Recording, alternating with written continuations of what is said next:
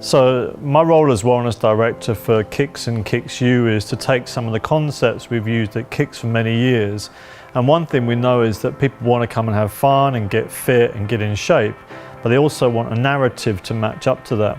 So we took some of the assessment things we've used at KX over many years, and one of them that's really powerful is body composition, particularly if you can do it really accurately and really positively. So whereas a lot of people concentrate on weight loss, we really look at increasing skeletal muscle mass and reducing body fat. So we introduced the seca, which is one of the more robust measures of bioimpedance. Then how do you marry measurements that actually give them a positive enforcement of what they're doing? Because exercise is fantastic, too much can be detrimental, too little can be detrimental. And the seca has a very, very good way of narrating that, because it gives you body fat in context of percentages, but also kilograms of body fat. And it also tells you in kilograms how much skeletal muscle mass you've got as a total, but also segmentally. So if we take a very specific case where it's rehab for lower body injury, if there's a slight amount of atrophy on one side, we can measure how those gains are being benefited from doing certain classes. If it's purely about someone who's underweight, we can say, look, you're putting on increased muscle mass, this is a very positive story for you, and reinforce that journey. And for the vast amount of the guys who do this, you're losing body fat, putting on muscle, that's a gold standard for them, and we can show them segmentally where that's happening, which is nice.